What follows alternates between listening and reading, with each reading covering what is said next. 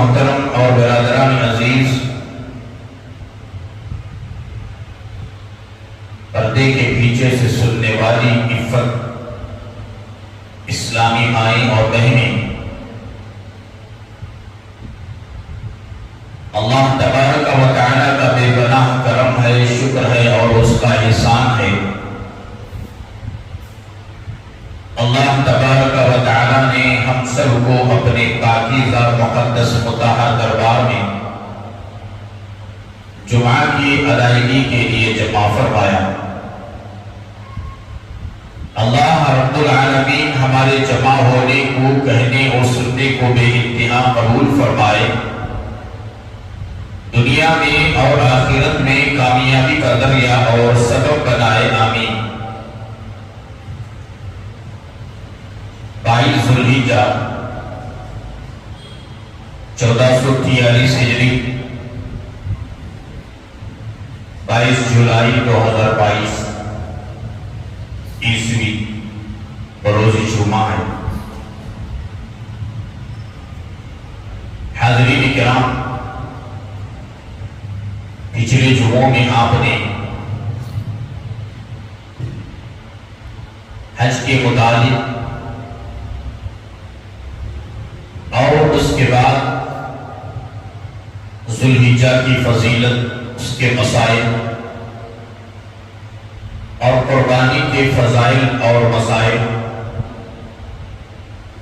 ان تمام چیزوں کو آپ نے ترتیب وار سماعت فرماتے آ رہے ہیں۔ گزشتہ جمعہ میں نے آپ سے وعدہ کیا تھا کہ اس جمعہ کا عنوان رہے گا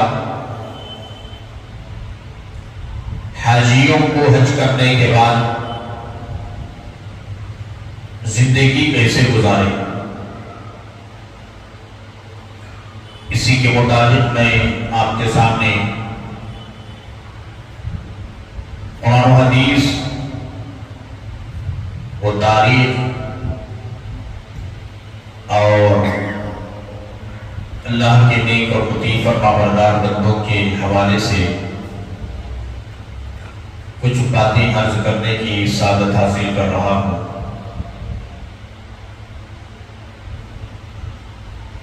دیکھیے، اللہ تبارک و تعالی نے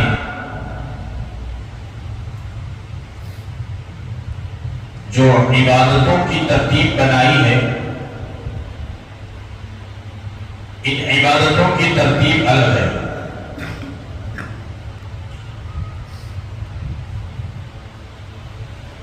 کوئی عبادت ایسی نہیں جس میں اللہ رب العالمین کی طرف سے انعامات نہ ہو، فضائل نہ ہو، رضامندی کا پروانہ نہ ہو، ایسی کوئی عبادت نہیں۔ ہر عبادت میں اللہ تبارک و تعالی نے ایک عجیب کیفیت اور ایک عجیب شان رکھی ہے۔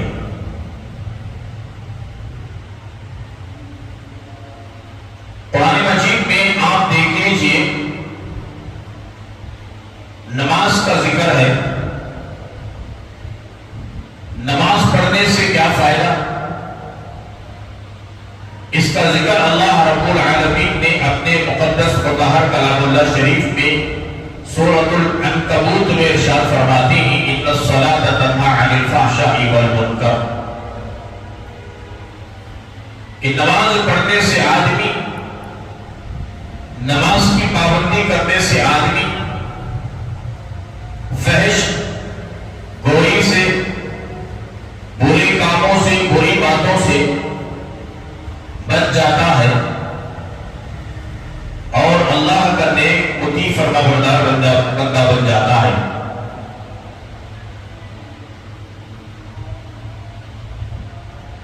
اور اسی طریقے سے زکوٰۃ کے متعلق اللہ تبارک و تعالیٰ اس کے فائدے بتائے ہیں۔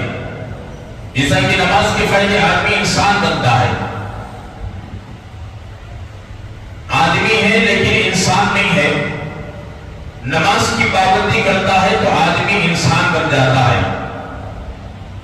یہ انسان بن جانا اور انسان کہلوانا یہ بہت بڑی بات ہے، چھوٹی بات نہیں۔ ہر کوئی کہتا ہے کہ یہ انسان ہے، یہ انسان ہے، یہ تو آدمی ہے، یہ تو آدمی ہے، لیکن انسان ابھی نہیں بنا۔ انسان کب بنتا ہے؟ تو قرآن کہتا ہے ان الصلاۃ تنہی عن الفحشاء والمنکر، بے شک نماز بے حیائی سے، بری باتوں سے، برے کاموں سے، غلط لہجے سے، گالی گلوچ سے جو بچتا ہے، جو نماز کی پابندی کرتا ہے، وہی انسان ہے۔ اور نہ تو وہ انسان کی شکل میں درندہ ہے، جانور ہے۔ نماز کے یہ فائدے۔ آج جتنے لوگ جو چل رہے ہیں، پھر رہے ہیں نماز کو چھوڑ کر، نہ ان کی زندگی کے اندر صوم و صلات کی پابندی ہے، نہ وہ اللہ اور اس کے رسول صلی اللہ تعالی علیہ وآلہ وسلم کی فرما برداری کر رہے ہیں، ایسے لوگ تو ہی، ایسے آدمی تو ہی، لیکن انسان کہنا یہ ایک قسم کی انسانیت پر توہین ہے۔ اس لیے انسان جو ہوتا ہے وہ سراپا اخلاق والا ہوتا ہے، اچھی کردار والا ہوتا ہے۔ انسان جو ہوتا ہے اس کی آنکھ صحیح دیکھتی ہے، انسان جو ہوتا ہے اس کے کان صحیح سنتے ہیں، انسان جو ہوتا ہے اس کا دل صحیح طریقے سے جذب کرتا ہے، اچھی چیزوں کو کھینچتا ہے۔ انسان جو ہوتا ہے اس کے دماغ میں اچھی چیزیں آتی ہیں۔ انسان جو ہوتا ہے اس کے ہاتھوں سے اچھے کام صادر ہوتے ہیں۔ انسان جو ہوتا ہے اس کے پیروں سے اچھے کاموں کی طرف وہ پیروں کو استعمال کرتا ہے، چل کر جاتا ہے مسجد کی طرف، اللہ کے نیک مطیع فرما برداروں کی مجلس میں، دینی مجلس میں، اللہ کے راستے میں، قرآن کی حلقوں میں، ذکر کی حلقوں میں، درود پاک کی حلقوں میں یہ جاتا ہے۔ اور انسان جو ہوتا ہے وہ سب سے بڑی بات زبان کی حفاظت کرتا ہے۔ اگر کوئی دماغ کا غلط استعمال کر رہا ہے، دل کا غلط استعمال کر رہا ہے، کانوں کا غلط استعمال کر رہا ہے، ہاتھوں کا غلط استعمال کر رہا ہے، پیروں کا غلط استعمال کر رہا ہے، آنکھ کا غلط استعمال کر رہا ہے اور زبان کا غلط استعمال کر رہا ہے، سمجھ جاؤ یہ انسان نہیں ہے، یہ انسان کی شکل میں ایک درندہ ہے، ایک جانور ہے۔ اس لیے کہ زبان کی تاکید کی قرآن مجید میں بہت اہمیت بتائی گئی۔ یا ایھا الذین آمنوا اتقوا اللہ وقولوا قولا سدیدا کہا، اور ایک دوسرے مقام پر فرماتے ہیں کہ یا ایھا الذین آمنوا لم تقولون ما لا تفعلون کہا۔ پھر قرآن مجید کے اور مقام پر فرماتے ہیں یا ایھا الذین آمنوا اتقوا اللہ وکونوا مع الصادقین کہا گیا۔ یہ ساری صفات کا جو حامل ہوتا ہے وہی انسان کہلانے کے لائق ہے، ورنہ تو انسان کی شکل میں جانور ہوتا ہے، درندہ ہوتا ہے۔ حالانکہ جانور اور درندے کو بھی اس انسان کو اس جانور اور درندے کا نام دینا بھی بے شرمی کی بات ہے کہ کل قیامت کے دن جانور بھی پکڑے گا کہ مجھے گدھا کیوں کہا، مجھے کتا کیوں کہا، مجھے سور کیوں کہا اور مجھے جانور اور درندہ کیوں کہا۔ اس لیے کہ مجھے تو اللہ نے جانور ہی پیدا کیا تھا، لیکن میں زبان سے کبھی کسی کو گالی نہیں بکتا تھا۔ وہ جانور بھی ہمارا گریبان پکڑے گا، ہے تو جانور ہو، ہے تو خنزیر ہو، ہے تو کتا، ہے تو وہ گدھا، لیکن جانور ہے، چیرنے والا شیر ہے، بھاگنے والا بھالو ہے، یہ تمام درندے ہی جانور ہی، لیکن یہ تو نقصان تو پہنچاتے ہی جانوروں کو اور انسانوں میں، لیکن کبھی ان کی زبان سے گالی نہیں نکلتی۔ انسان ہونے کے بعد اگر کوئی زبان کی کنٹرول نہیں کر رہا ہے، زبان سے گالی گلوچ کر رہا ہے، سمجھ جاؤ کہ یہ جانور سے بدتر ہے، یہ درندے سے بدتر ہے، یہ کتے سے بدتر ہے اور یہ گدھے سے بدتر ہے۔ اس لیے کہ وہ گدھا ہوتے ہوئے بھی گالی نہیں بک رہا ہے، وہ کتا ہوتے ہوئے بھی گالی نہیں بک رہا ہے، وہ سور ہوتے ہوئے بھی گالی نہیں بک رہا ہے، وہ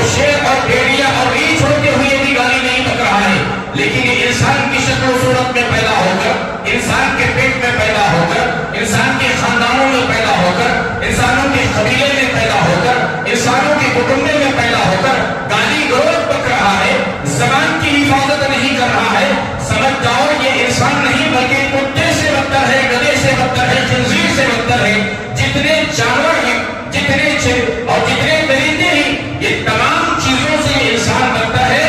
ایسے انسان کو انسان کہنے کا کوئی حق نہیں. ایسے انسان کو جانور کا بھی ٹائٹل نہیں دیا جا سکتا.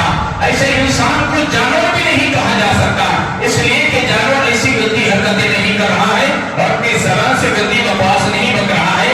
تو قرآن مجید میں اللہ تبارک و تعالیٰ فرماتے ہیں نماز پڑھنے کا فائدہ یہ ہے ان الصلاۃ تنہی عن الفحشاء والمنکر، بے شک تم نماز کی پابندی کر لو، نماز پڑھنے والے بن جاؤ.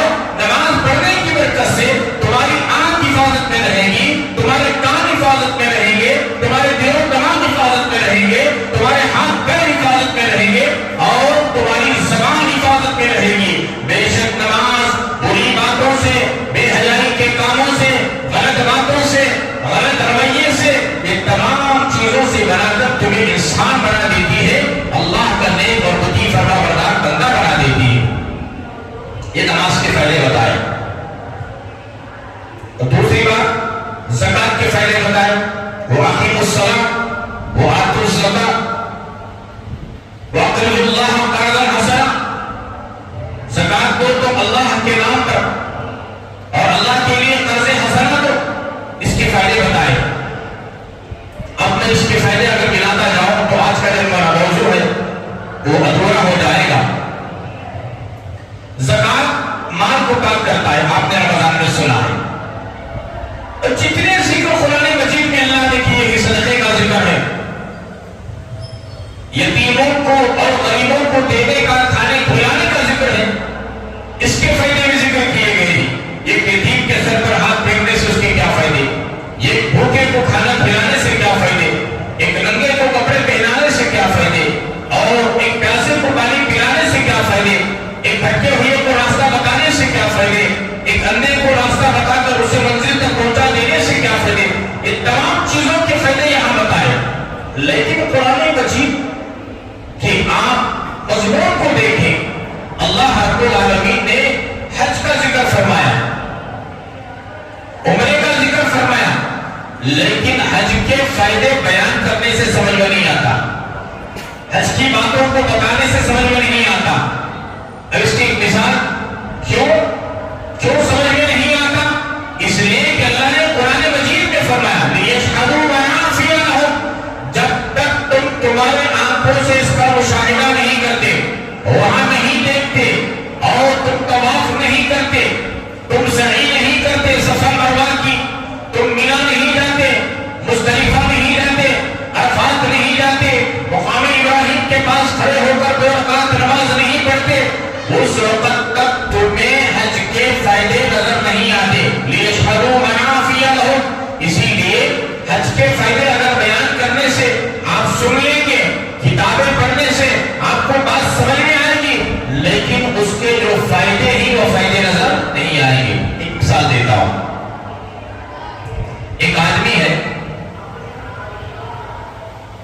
ایک آدمی کے سامنے آپ نے ذکر کیا کہ بھائی آم یوں ہوتا ہے، آم گرمیوں کے سیزن میں آتا ہے اور اس کے اوپر ایک چھلٹا ہوتا ہے، پیلے رنگ کا ہوتا ہے. اس کے چھلٹے کو چھلنے کے بعد اس کے اندر مغز ہوتا ہے جسے گودا کہتے ہیں. وہ بہت میٹھا ہوتا ہے، شیرین ہوتا ہے، ٹیسٹی ہوتا ہے، مزیدار ہوتا ہے. اور وہ جب مغز کھا لیتے ہیں، وہ جو گودا ہوتا ہے اسے کھا لیتے ہیں، اس کے اندر ایک بیج ہوتا ہے جسے گٹلی کہتے ہیں. اگر اسے بتائیں گے تو سمجھ میں نہیں آتا.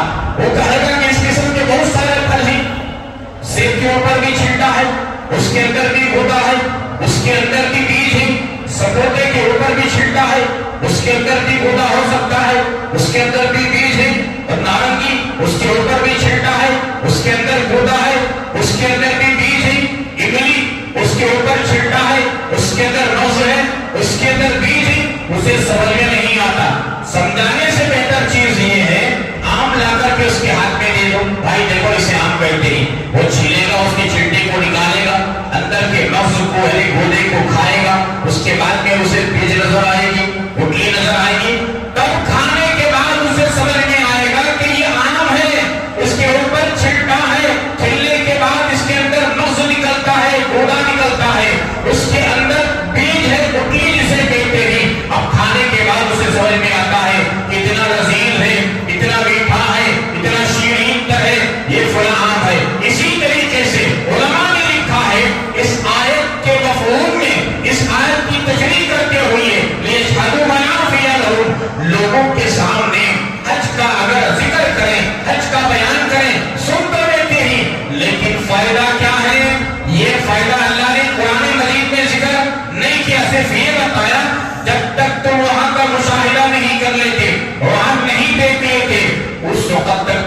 وہاں کی عبادت کی لذت محسوس نہیں ہوتی. آپ کے سامنے طواف کا ذکر کریں لذت نہیں آئے گی, صفا مروا کی سعی کا ذکر کریں لذت نہیں آتی, مقام ابراہیم کے پاس کھڑے ہونے کا ذکر کریں لذت نہیں آتی, مینا میں جانے کے بعد جماعت جو کیا جاتا ہے, ککریوں کو جو مانا جاتا ہے شیطان کو, اگر ذکر کریں لذت نہیں آتی, مزہ نہیں آتا. اور عرفات میں رکنا, مزدلفہ میں رکنا, یہ چیزوں کا ذکر کرنے سے آپ کو مزہ نہیں آتا. کب تک؟ جب تک آپ کعبۃ اللہ نہیں پہنچ جاتے, وہاں کا طواف نہیں کر لیتے.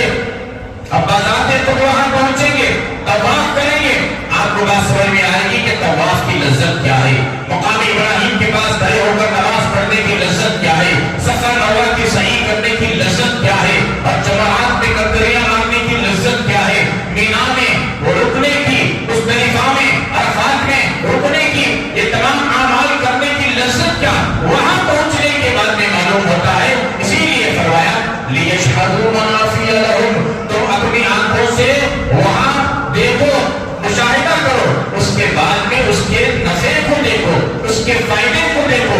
جب اللہ کی توفیق سے حاجی حج کو چلے جاتا ہے, اللہ تبارک و تعالیٰ کے حکم سے وہاں پہنچنے کے بعد طواف کرتا ہے, صفا مروا کی سعی کرتا ہے, اور حجر اسود کا بوسہ دیتا ہے, استلام کرتا ہے, اور اسی طریقے سے زمزم کو پیتا ہے, باقی کھجور کو کھاتا ہے, جماعت کرتا ہے, عرفات میں رکتا ہے, مزدلفہ میں رکتا ہے, تمام ارکان کو ادا کر کر رسول اکرم صلی اللہ تعالیٰ علیہ وآلہ وسلم کے روضے اطہر کے پاس پہنچتا ہے, وہاں کھڑے ہو کر درود و سلام کے نذرانے کو پیش کرتا ہے, تو اس کی لذت الگ ہوتی ہے, اس کی کیفیت الگ ہوتی ہے, اس کا مزہ الگ ہوتا ہے, اس کا ٹیسٹ الگ ہوتا ہے. اب حج کے ادائیگی تو ہوتی ہے, اب یہاں پر حج تو قبول ہوا نہیں ہوا یہ اللہ بہتر جانتے ہیں. اعمال تو ہم نے کر لیے, لیکن صحابہ کرام رضوان اللہ تعالی علیہم اجمعین کا, اور تابعین و تابع تابعین و حضرات اولیاء اللہ رحمہ اللہ تعالی اجمعین کا یہ عمل رہا ہے. عمل کرنے کے بعد اللہ تبارک و تعالی سے دعا مانگتے تھے, پاک پروردگار عالم میں نے تیری توفیق سے حج کو تو ادا کر لیا, حج ادا ہو گیا, اور اسے قبول ہوا نہیں ہوا یہ مجھے نہیں معلوم, میری نماز قبول ہوئی نہیں ہوئی یہ مجھے نہیں معلوم, میرا طواف قبول ہوا کہ نہیں ہوا یہ مجھے نہیں معلوم, میرا صفا مروا کی سعی کرنا قبول ہوا کہ نہیں ہوا مجھے نہیں معلوم. اے اللہ, مینا میں جماعت کرنا, عرفات میں رکنا, مزدلفہ میں رکنا, یہ تمام اعمال کو تو میں نے کر لیا, یہ اداؤں کو, یہ وفاؤں کو میں نے توبہ کر لیا, لیکن یہ قبول ہوا کہ نہیں ہوا مجھے نہیں معلوم. پاک پروردگار عالم یہ تمام میرے اعمال کو اپنے دربار میں شرف قبولیت عطا فرما. اللہ تبارک و تعالیٰ کے دربار میں حاجی دعا مانگنا, قبولیت کی دعا مانگنا, یہ صحابہ کرام کا عمل رہا ہے, یہ تابعین و تابع تابعین و اولیاء اللہ کا عمل رہا ہے. عمل کرنے کے بعد دعا مانگتے تھے قبولیت کی. ایسا نہیں کہ میں گیا, میں نے اعمال کر لیا, چلو قبول ہو گئے. اللہ کی ذات سے مایوس بھی نہیں ہونا, اور اپنے اعمال پر گھمنڈ بھی نہیں کرنا کہ میری عبادت قبول ہو گئی. ہماری عبادت قبول ہوئی یا نہیں ہوئی اللہ کے علاوہ کوئی نہیں جانتا.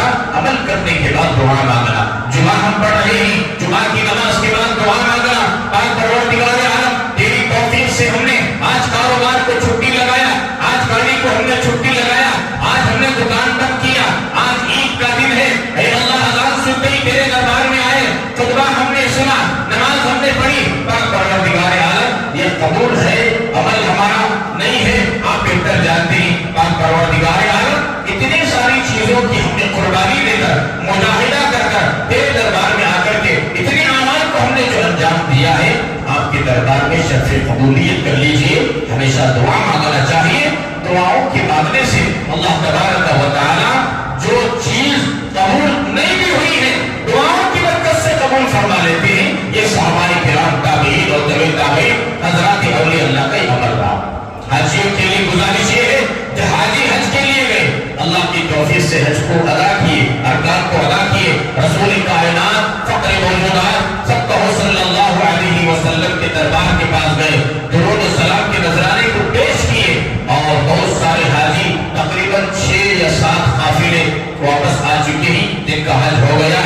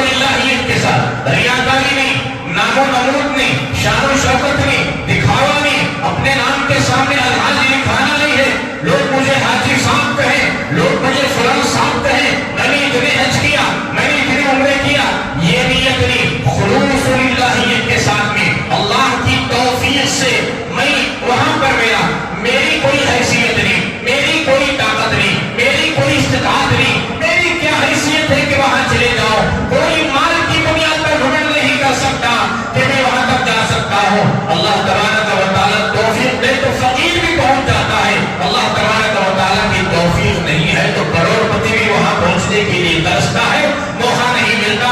اسی لیے خلوص للہیت کے ساتھ وہاں عمل کرنا ہے، آنے کے بعد دعا کرنا ہے، اور اس کے بعد دو چیزیں قبولیت کی، تین چیزیں بتائی گئی۔ نمبر ایک، وہاں پہنچنے کے بعد جو اعمال کیے جاتے ہیں، دیکھو تین چیزوں کی علامت بتائی ہے، حج قبول ہونے کی کچھ علامتیں بتائی ہیں۔ اگر یہ علامتیں پائی جائیں سمجھ جاؤ کہ اس کا حج قبول ہو گیا۔ اگر عمرے کو جانے کے بعد اگر کسی کی زندگی کے اندر جو چیزیں میں بتانے والا ہوں وہ اگر دیکھیں، اپنی طرف سے دیکھیں، خود اپنا مشاہدہ کریں، زندگی کا تجربہ کریں، اور اس کے اندر کچھ تبدیلی آئی تو سمجھ جاؤ کہ اس کا حج بھی قبول ہو گیا، اور سمجھ جاؤ کہ اس کا عمرہ بھی قبول ہو گیا۔ نمبر ایک، طواف کر لیتا ہے، جیسا کہ میں نے کہا صفا مروہ کی صحیح کر لیتا ہے، 7 چکر لگاتا ہے، زمزم پیا، کھجور کھایا، اور مقام ابراہیم کے پاس کھڑے ہو کر نماز ادا کیا، پھر وہاں سے مینا گیا، عرفات گیا، مزدلفہ گیا۔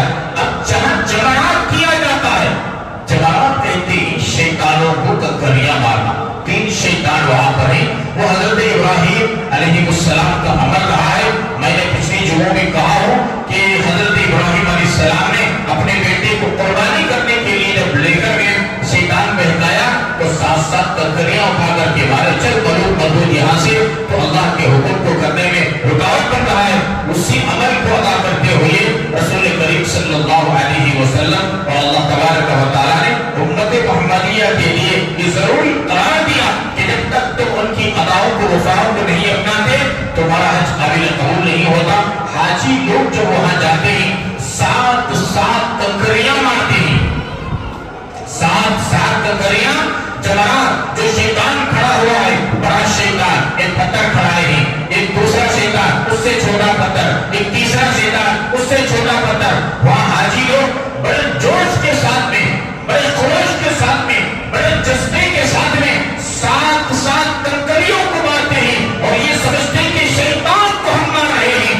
ایسا لگتا ہے ان پتھروں کو کنکریاں مارتے ہوئے اگر اللہ کرے ان کے سامنے شیطان بھی آ جائے تو اسے مار کر کے پرزے بنا دیں گے، اور اپنے دانتوں میں دبا کر کے چبا کر کے اس کا قیمہ بنا دیں گے۔ ایسے جذبے کے ساتھ حاجی لوگ کنکریاں مار رہے ہوتے، کیا بوڑھے لوگ، کیا جوان، اور کیا بچے، کیا عورتیں، سب ایک جذبے کے ساتھ میں کنکریاں مار رہے ہوتے ہیں کہ اس جگہ پر ہم شیطان کو مار رہے ہیں کنکریاں۔ وہ جذبے کے ساتھ، وہ جذبے اور شوق کے ساتھ میں کنکریاں مار رہے ہوتے ہیں۔ حج کے قبول ہونے کی علامت حدیث مبارکہ میں رسول اللہ صلی اللہ تعالی علیہ وآلہ وسلم نے ارشاد فرمایا، جو جماعت میں شیطانوں کی جگہ پر جو کنکریاں ماری جاتی ہیں، اب دیکھ لیجئے 50 لاکھ کا مجمع ہوتا ہے، 60 لاکھ کا مجمع ہوتا ہے، کبھی زیادہ ہوتا ہے کبھی کم ہوتا ہے حاجیوں کا مجمع، اتنے حاجی، بچے ہو، مرد ہو، عورتیں ہو، جوان ہو، بوڑھے ہو، یہ سب کے سب وہاں پر کنکریاں مارتے ہیں۔ آپ اندازہ لگائیں کتنے کنکریاں ہوں گی، کتنے کنکریوں کا انبار ہوگا، وہاں کنکریاں نظر نہیں آتی۔ آپ 3 دن کے بعد جا کر وہاں دیکھیں، آپ کو کنکریاں گنے چنے کنکریوں کے علاوہ وہ کنکریاں نظر نہیں آتے، جبکہ لاکھوں کے حجاج کرام نے وہاں کنکریوں کو مارا۔ ارے بھائی چاہتے تو یہ پہاڑ بن جاتے، لوگوں کو 3 دن کے بعد بھی نظر آتا، 3 مہینے کے بعد بھی نظر آتا یہ کنکریوں کا پہاڑ، لیکن یہ کنکریاں نظر نہیں آتی، گنے چنے۔ احادیث مبارکہ میں رسول اللہ صلی اللہ تعالی علیہ وآلہ وسلم نے ارشاد فرمایا، جو حاجی خلوص و للہیت کے ساتھ اللہ کو راضی کرنے کے لیے ان شیطانوں کی جگہ جماعت میں کنکریوں کو مارتا ہے، جس کا حج قبول ہو جاتا ہے، اللہ تبارک و تعالیٰ فرشتوں کے ذریعے سے ان کی کنکریوں کو آسمانوں پر اٹھا لیتے ہیں۔ اور جن کے اندر خشوع نہیں ہے، خضوع نہیں ہے، للہیت نہیں ہے، اور دکھانے کے لیے، ریاکاری کے لیے، نام و نمود کے لیے، حاجی کہلوانے کے لیے جو جا کر کے کنکریاں مارتے ہیں، جن کا حج قبول نہیں ہوا، ان کی کنکریوں کو وہیں پر چھوڑ دیا جاتا ہے۔ اسی لیے فرمایا کہ جو کنکریاں وہاں موجود ہوتے ہیں کسی کا حج قبول نہیں ہوا، جو مار گئے ہیں کنکریوں کو، جن کے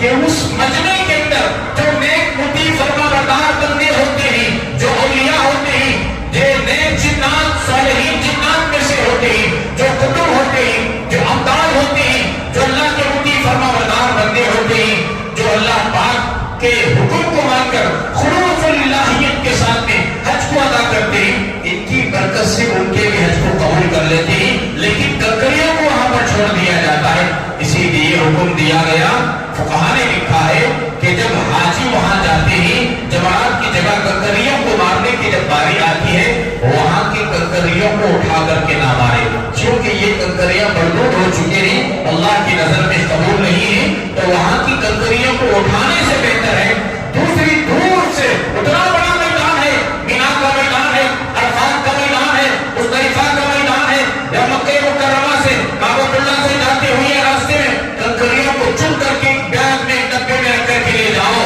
تاکہ یہ کنکریاں مارے، وہاں جو پڑی ہوئی کنکریوں کو نہ مارو، اس لیے کہ وہ کنکریاں اللہ کی نظر میں مردود ہو چکے ہیں، قابل قبول نہیں۔ یہ مسئلہ بتایا۔ حج قبول ہونے کی پہلی علامت کنکریوں کو اٹھا لیا جاتا ہے۔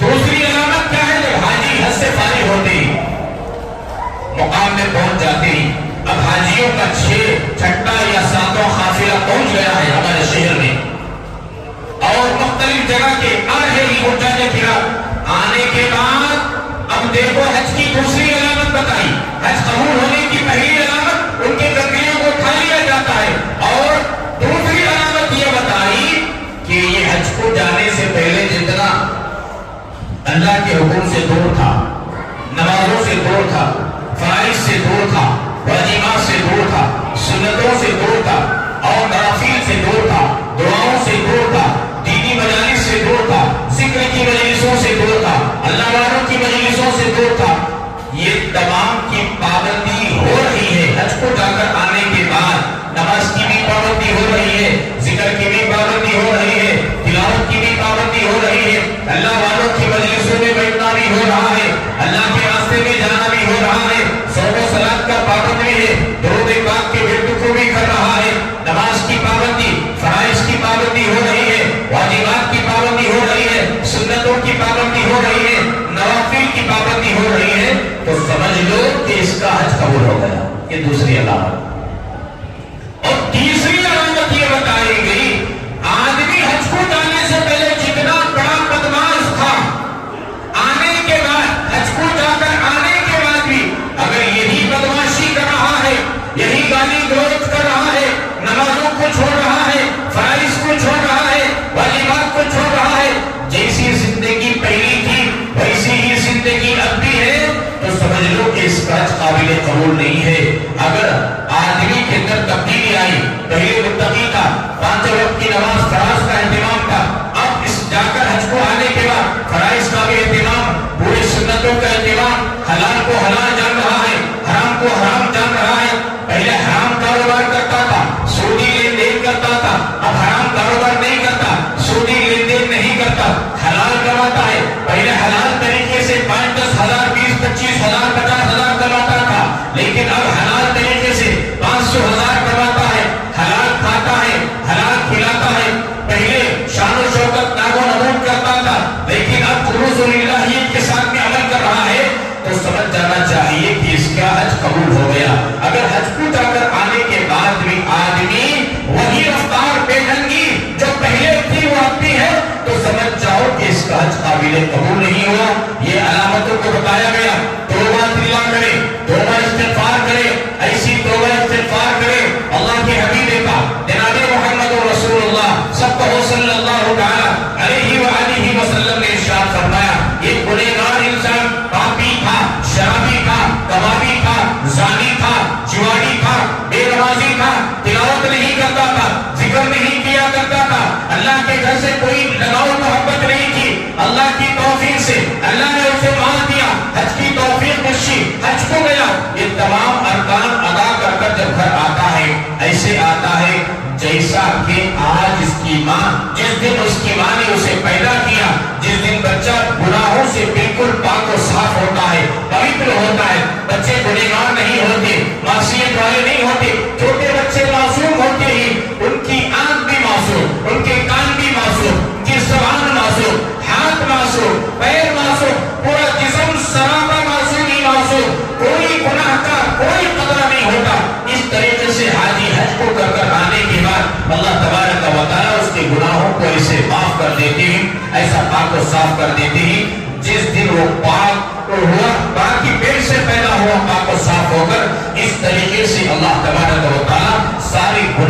دھو کر پاک و صاف کر کر حاجی بے گناہ بن کر آتا ہے، حاجی پاک و صاف بن کر آتا ہے۔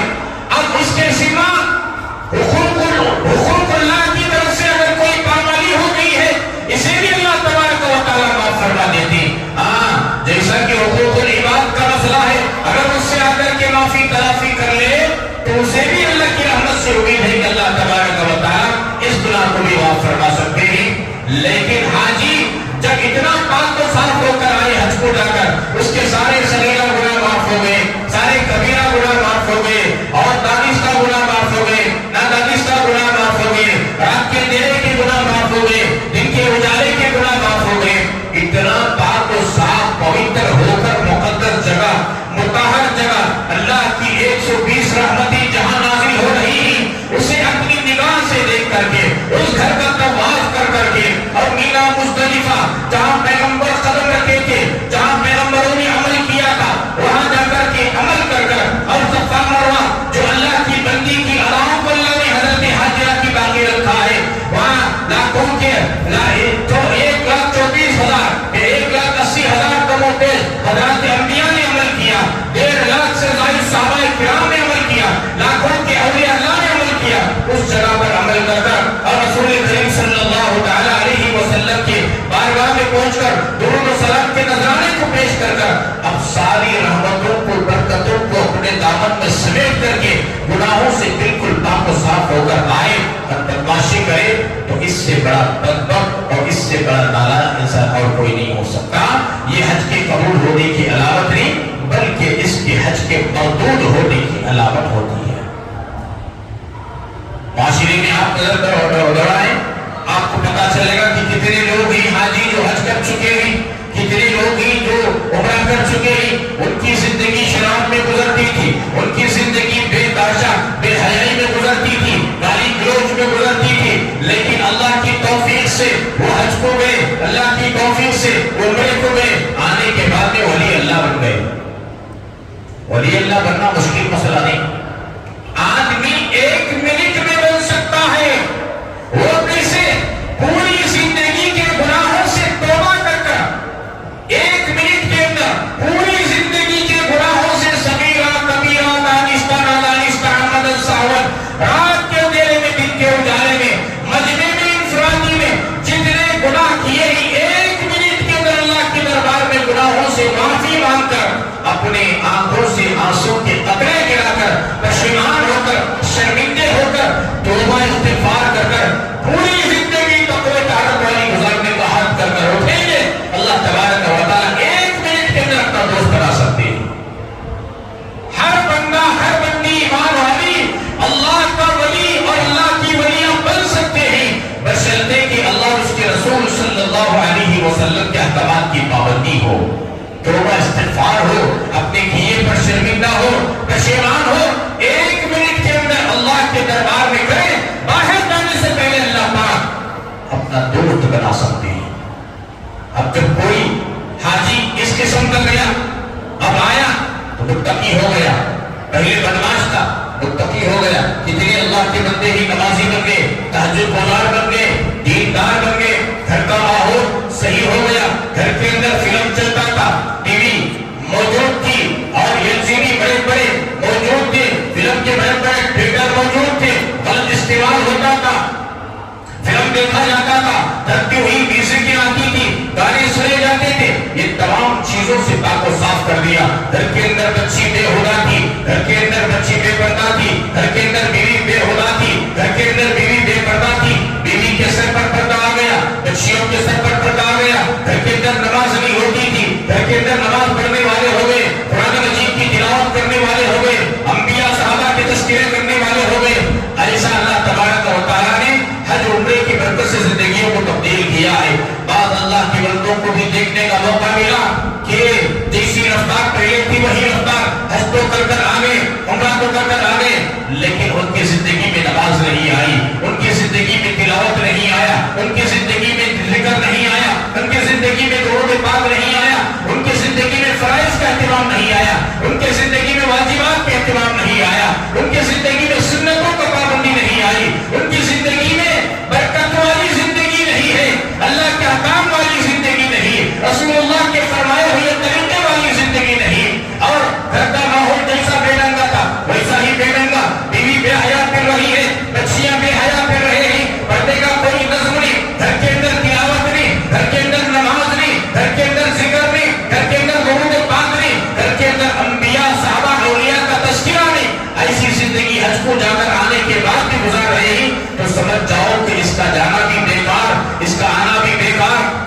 کہ وہاں کے ارکان کو ادا کرنا بھی بیکار، بلکہ اللہ تبارک و تعالیٰ نے اس کے حج کو قبول ہی نہیں کیا، مقبول ہی نہیں کیا، منظور ہی نہیں کیا، بلکہ اس کے اعمال کو اللہ تبارک و تعالیٰ نے مردود قرار دے دیا۔ اسی لیے فرمایا حاجیوں کے لیے حاجی حج کو جا کر آنے کے بعد زندگی بالکل پاک و صاف گزارے، تاکہ دوسرے لوگ دیکھیں تو عبرت حاصل کریں کہ انسان جانے سے پہلے ایسا تھا، اور مقدس جگہ جا کر آنے کے بعد ایک آدمی بدمعاشی کر رہا ہے، تو اس سے بڑا بدبخت اور کوئی نہیں ہو سکتا۔ اس لیے نصیحت یہ ہے کہ حاجی حج کو تو چلے گئے، واپس آ گئے، اب پوری زندگی موت کے آخری سانس تک اللہ کے احکام کے مطابق زندگی گزارنا ہے، رسول کائنات صلی اللہ علیہ وسلم کے بتائے ہوئے طریقے کے مطابق زندگی گزارنا ہے، شریعت مطہرہ کے مطابق زندگی گزارنا ہے، تب جا کر کے اللہ تبارک و تعالیٰ کے انعامات جو اللہ نے وعدہ کیا ہے، یہ انعامات نازل ہوتے ہیں، وہ رحمتیں نازل ہوتے ہیں، وہ برکتیں نازل ہوتے ہیں، اور ہمیشہ توبہ استغفار کی کثرت کرنی چاہیے۔ توبہ استغفار انسان کے گناہوں کو دھو دیتا ہے۔ ہم سے گناہ ہو نہ ہو، بعض لوگ کہتے ہیں بھائی کون سا جی بڑا گنہگار، ارے ہمیں کیا معلوم کہ ہم کتنے بڑے پاپی ہیں، ہم کتنے بڑے گنہگار ہیں، ہم کتنے بڑے نالائق ہیں۔ ہم نے کسے گالی دیا ہوگا، کسے اپنی زبان سے تکلیف پہنچائی ہوگی، کسے ستایا ہوگا، کس کی غیبت کی ہوگی، کس پر بہتان لگایا ہوگا، کس پر تہمت لگایا ہوگا، پاک دامن کے دامن پر ہم نے کیچڑ اچھالی ہوگی، ہمیں نہیں معلوم۔ شیطان بلا دیتا ہے، نفس کے مکر و فریب میں آ کر، شیطان کے مکر و فریب میں آ کر انسان کر لیتا ہے اور دعویٰ کرتا ہے بھائی بہت سے گنہگار نہیں۔ اس لیے انسان گناہ کرتا ہے لیکن وقتی طور پر بھول جاتا ہے۔ توبہ استغفار کا اہتمام کرنے سے بھول چوک کے جو گناہ ہو گئے ہیں، جان بوجھ کر گناہ ہو گئے ہیں، انجانے میں جو گناہ ہو گئے ہیں، اللہ تبارک و تعالیٰ گناہوں کو معاف فرماتے ہیں۔ حدیث مبارکہ میں آتا ہے جناب محمد رسول اللہ صلی اللہ علیہ وسلم نے ارشاد فرمایا بنی آدم سے گناہ ہو جاتے ہیں، بنی آدم سے گناہ ہو جاتے ہیں، یعنی آدم کی اولاد سے گناہ ہو جاتے ہیں۔ شیطان اس کے پیچھے پڑا ہوا ہے، نفس اس کے ساتھ میں لگا ہوا ہے، دنیا اپنی تمام رنگینیوں کے ساتھ میں اس کے سامنے موجود ہے۔ گناہ ہو جاتے ہیں، اچھوں سے بھی گناہ ہو جاتے ہیں، بروں سے بھی گناہ ہو جاتے ہیں، متقی لوگوں سے بھی بھول ہو جاتی ہے، لیکن آقا صلی اللہ علیہ وسلم نے فرمایا بہترین گنہگار وہ ہے جو گناہ ہونے کے بعد توبہ کر لے، استغفار کر لے، یہ گنہگاروں میں سب سے بہترین گنہگار ہے۔ اس لیے گناہوں کو کرنے کے بعد ایک تو مومن کی شان یہ نہیں کہ وہ گناہ کرے اور اس کے نامہ اعمال میں گناہ باقی رہے، یہ مومن کی شان ہو ہی نہیں سکتی۔ اگر کسی وجہ سے گناہ ہو بھی جائے توبہ کیے بغیر اسے قرار نہیں آتا، اسے چین نہیں آتا، اسے سکون نہیں آتا، اسے اطمینان نہیں ہوتا۔ اسی لیے آقا نے فرمایا بہترین گنہگار وہ ہے گناہ ہونے کے بعد سچی پکی توبہ کر لے، استغفار کر لے اللہ کے دربار میں، تو اللہ تبارک و تعالیٰ اس کے سارے گناہوں کو معاف کر دیتے ہیں۔ مومن گناہ کو یوں سمجھتا ہے کہ میرے سر پر ایک پہاڑ ٹوٹ پڑا ہے، اور فاسق گناہ کو یوں سمجھتا ہے کہ ایک مکھی بیٹھی تھی میں نے اڑا دیا۔ گناہ کو گناہ نہیں سمجھتا۔ گناہ کسے کہتے ہیں؟ اللہ کی نافرمانی کا نام گناہ ہے، رسول اللہ کی نافرمانی کا نام گناہ ہے، اسلام کے احکامات کو توڑنے کا نام گناہ ہے، شریعت مطہرہ کے خلاف زندگی گزارنے کا نام گناہ ہے۔ اسلام کے جتنے چیزیں ہیں، شریعت کے جتنے اصول ہیں، جو قانون ہیں، یہ تمام چیزوں کو چھوڑ کر زندگی گزارنے کا نام گناہ ہے۔ گالی دینے کا نام گناہ ہے، ستانے کا نام گناہ ہے، مارنے کا نام گناہ ہے، اور کچاڑنے غصہ کرنے کا نام گناہ ہے، اور کسی کو برا بھلا کہنے کا نام گناہ ہے۔ یہ تمام کی وجہ سے آدمی مردود ہو جاتا ہے، اللہ کی رحمت سے دور ہو جاتا ہے، اللہ کی رحمت سے بالکل مایوس بنا دیتا ہے شیطان۔ یہ تمام چیزوں سے بچنا ہے، توبہ استغفار کرنا ہے۔ مجھے ایک موقع پر ایک واقعہ یاد آیا، واقعہ سنا کر بات ختم کرتا ہوں۔ بنی اسرائیل میں ایک بہت بڑا گنہگار تھا، بہت بڑا گنہگار۔ دیکھو اللہ کی رحمت بہانے تلاش کرتی، اس کا نام تھا کفل، بہت بڑا مالدار تھا وہ، سے جاتے، واقعے کا زمانہ تھا، قرض لیتے. ایک مرتبہ ایک عورت تقریباً 3-4 دن سے زائد کی بھوکی تھی، اس کے چھوٹے چھوٹے بچے تھے. عورت خود کو برداشت کر لیتی ہے، بھوکی ہے برداشت کر لیتی ہے، پیاسی ہے برداشت کر لیتی ہے، حالات آ رہے ہی برداشت کر لیتی ہے، مصیبت آئی ہے برداشت کر لیتی ہے، لیکن اس کی آنکھوں کے سامنے بلکتے ہوئے بچوں کو دیکھ کر برداشت نہیں ہوتا. بچے تو بچے ہوتی ہیں، ماں کی مامتا ویسی ہوتی ہے. تو بہت بڑا مالدار تھا، اس کا نام کفل تھا. اس زمانے میں وہ جو عورت تھی، اس کے چھوٹے چھوٹے بچے تھے، 3-4 دن کا فاقہ تھا، سوائے پانی کے اور کوئی کھانے کا دانہ نہیں اس کے حلق کے اندر گیا. بچوں کا بل بلانا، تڑپنا، ماں کو دیکھا نہیں گیا. اور یہ با حیا با شرم عورت تھی، عزت والی تھی، عفت والی تھی، حیا والی تھی، اللہ سے ڈرنے والی تھی. کسی نے کہا کہ یہ کفل نام کا جو مالدار آدمی ہے، بڑا مالدار ہے، لوگ اس سے قرض لیتے ہیں، تم بھی جاؤ اس سے قرض لے لو، چند دنوں کے بعد قرض چکا دینا. اس کے بعد سمجھ میں آئی ٹھیک ہے، بہت اچھی بات ہے، بچوں کا بل بلانا، بچوں کا رونا بھڑکنا دیکھا نہیں جا رہا ہے، لیکن چلو جا کر کے کچھ قرض لے لیں. یہ عورت گئی، قرض مانگی، 60 دینار مانگی. کتابوں میں لکھا ہے 60 دینار. حضرت عبداللہ ابن عمر رضی اللہ تعالی عنہما اس حدیث کے راوی ہی وہ فرماتے ہیں، میں نے اس واقعے کو، ترمذی کی روایت ہے، ترمذی شریف کی روایت ہے، حضرت عبداللہ ابن عمر رضی اللہ تعالی عنہما فرماتے ہیں، میں نے اس واقعے کو رسول کریم صلی اللہ علیہ وسلم کے زبان سے 1-2 مرتبہ نہیں بلکہ 7-8 مرتبہ سے سنا ہے. اللہ کے نبی صلی اللہ علیہ وسلم اس واقعے کو بڑے اہتمام کے ساتھ صحابہ کرام کے مجلس میں ذکر فرماتے تھے. یہ عورت کو کفل سے پوچھا کہ مجھے قرض چاہیے 60 دینار، میرے بچے بھوکے ہی بل بلا نہیں، میرے گھر میں کھانے کے لیے کوئی کھانا دانا اناج موجود نہیں. اس نے دیکھا، اس کی نیت بدل گئی. یہ عورت جو گئی تھی بڑی حسین اور خوبصورت تھی، جوان العمر تھی، نیت بدل گئی. اس نے کہا کہ میں تجھے 60 دینار تو دوں گا، لیکن میں تیرے ساتھ، مجھے پرمیشن دینا، میں تیرے ساتھ غلط کام کروں. بات سمجھ میں آئی؟ بچے یہاں بیٹھے ہیں، بڑے آباد سمجھ جائیں تو مجھے پرمیشن دے، میں تیرے ساتھ گناہ کا کام کروں، وہ کالا کرو. نافرمانی اللہ کی جو سب سے بڑا گناہ ہے اللہ کی نظر میں، رسول اللہ کی نظر میں، بدکاری کرنے کی مجھے کوئی اجازت دے تیرے ساتھ، میں 60 دینار تجھے دیتا ہوں. پہلے تو یہ عورت ڈری، یا اللہ یہ ایسی کام کی دعوت دے رہا ہے جو کبھی میں نے سوچا بھی نہیں تھا، لیکن مجبور تھی. جو انسان جو عورت مجبور ہوتے ہیں، مجبوری میں قلبی کر دیتے ہیں. اسی لیے رسول اللہ صلی اللہ علیہ وسلم نے فرمایا، کسی انسان کو جب ذریعہ معاش کا اہتمام نہیں ہوتا وہ کفر تک پہنچ جاتا ہے. اسی لیے امت کے مالداروں کو حکم دیا گیا، تمہارے پاس مال موجود ہے، دولت موجود ہے، ایسے غریب لوگوں کو تلاش کرو جن کی روزی روٹی نہیں چل رہی ہے، وہ محتاج ہو کر کے، وہ مجبور ہو کر کے کفر تک پہنچنے کی نوبت آ گئی ہے. اگر تم ان کی مدد نہیں کرو گے تمہارا مال بھی ضائع ہو جائے گا. کل قیامت کے دن ایسے مالداروں کو اللہ تبارک و تعالیٰ پکڑیں گے اور پوچھیں گے.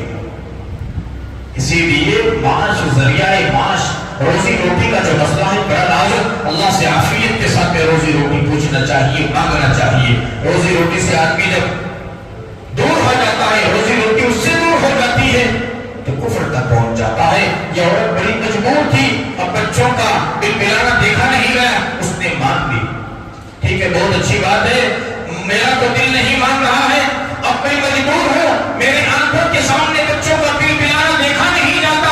ٹھیک ہے، میں اپنے سینے پر چٹان رکھ کر کے، پتھر رکھ کر کے میں اس کام کو کرنے کے لیے تیار ہو جاتی ہوں، مجھے 60 دینار پہلے دے دو. اس ظالم نے کہا نہیں، پہلے یہ بدکاری کرنے کی مجھے پرمیشن دو، تو ایلوسی دو، بعد میں آپ کو تمہارے ہاتھ میں 60 دینار دوں گا. اور تیار ہو گئی. جب آپ کمرے میں گئے، آئین وقت گناہ پر عورت کے چہرے پر پسینہ آ گیا،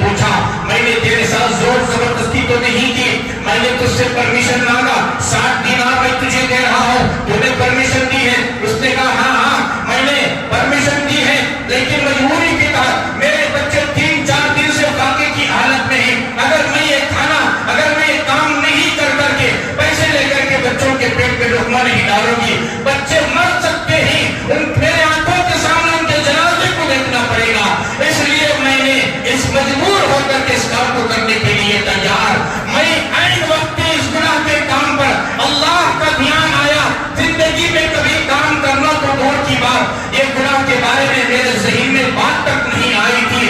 آج مجبوری کی وجہ سے, آج پریشانی کی وجہ سے, بچوں کے تقاضے کی وجہ سے, بچوں کے بگڑانے کی وجہ سے یہ گناہ کا کام کرنے کا مجھے آج موقع مل گیا.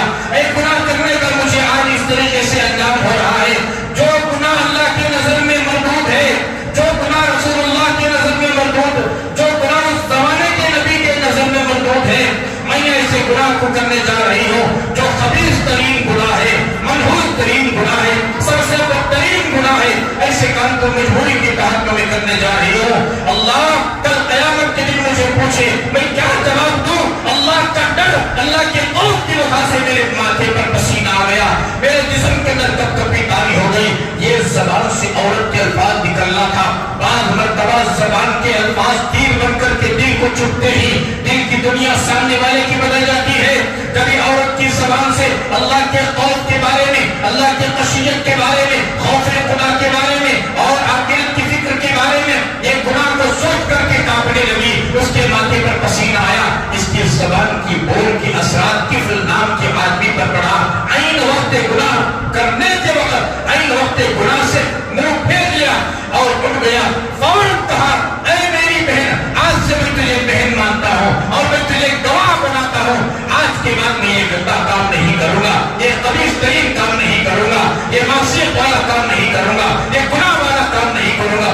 فوراً امیڈیٹلی اسی وقت اللہ کے دربار میں ہاتھ اٹھایا, پاک پروردگار عالم تو جانتا ہے میں کتنا بڑا پاپی, تو جانتا ہے میں کتنا بڑا گنہگار, تو جانتا ہے میں کتنا بڑا شیطان, آج میں توبہ کرتا ہوں تجھے حاضر ناظر بنا کر کے, پاک پروردگار عالم یا میری ایک بہن کو گواہ بنا کر کے موت تک میں کبھی یہ گناہ نہیں کروں گا, یہ گناہ نہیں کروں گا. توبہ دلا کیا, 60 دینار اس عورت کو دے دیا اور کہا کہ تجھے واپس لوٹانے کی ضرورت نہیں, میرے حق میں دعا کر. فوراً عورت اپنے جو ہے اس پیسے کو لے کر فوراً وہاں سے نکل گئی, اللہ سے توبہ استغفار کیا, پاک پروردگار عالم گناہ کے کام سے تو نے بچا لیا اور انعام کے طور پر 60 دینار نے مجھے دیا, میرے بچوں کی جان بچ جائے گی, میری جان بچ جائے گی. دعا کرتے ہوئے اے اللہ جس طریقے سے اس نے میرے اوپر رحم کیا گناہ کرنے سے, عین وقت گناہ پر اس نے مجھ سے جدا ہو گیا, تو اپنی رحمت کی نظر اس پر ڈال کر اس کی گندگی کو دھو کر پاک و صاف کر.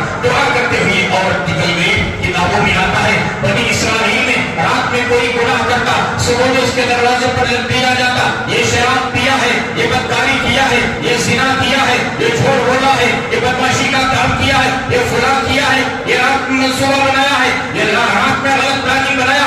صبح میں دروازے پر دیا جاتا, لوگ اٹھتے ہی سب سے پہلے دروازے کو دیکھتے کہ کون کیا کیا. اس زمانے میں یہ بھی دستور تھا, اگر کوئی سچی پکی توبہ کرتا تو بھی اس کے دروازے پر لکھ دیا جاتا کہ آج رات میں فلاں ابن فلاں نے سچی پکی توبہ کی ہے, اللہ نے اس کی توبہ کو قبول کر لیا ہے. یہ کفر نام کا آدمی توبہ اتنی اچھی کیا کہ وہ رات گزرنے سے پہلے اس کا انتقال ہو گیا. رات گزرنے سے پہلے اس کا انتقال ہو گیا. اب صبح تک اٹھے لوگوں کا جو معمول تھا دروازے پر نظر ڈالنے کی, دیکھا تو اللہ تبارک و تعالیٰ کی طرف سے اس کے دروازے پر لکھا ہوا کہ کسی نے رات کو سچی پکی توبہ کیا اور اس کی توبہ کو ہم نے قبول کر لیا, اس کے سارے صغیرہ کبیرہ پوری زندگی کے گناہ کو ہم نے معاف کر دیا. لوگ بڑے حیران ہوئے, ارے اتنا بڑا شرابی, کبابی, پاپی, ظالم, جواڑی, کوئی گناہ ایسا نہیں جو اس سے نہیں کیا گیا ہو, ایسے گنہگار.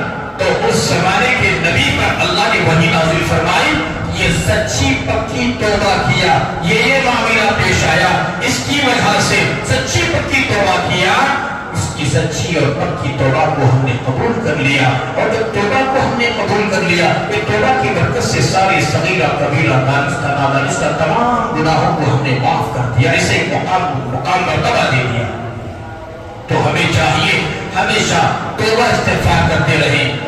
نیک انسان بھی توبہ استغفار کریں، بدکار انسان بھی توبہ استغفار کریں، اور خصوصاً حاجی لوگ جو حج کو جا کر کے آئے ان کے لیے جو میری یہ نصیحتیں قرآن و حدیث کی روشنی میں اس کے مطابق سچی پکی توبہ کر کر اچھی زندگی گزارنے کی، صبر صلات والی زندگی گزارنے کی اللہ توفیق عطا فرمائے۔ اللہ پاک ان کے حج کو قبول فرمائے، منظور فرمائے، حج مبرور بنا کر عطا فرمائے۔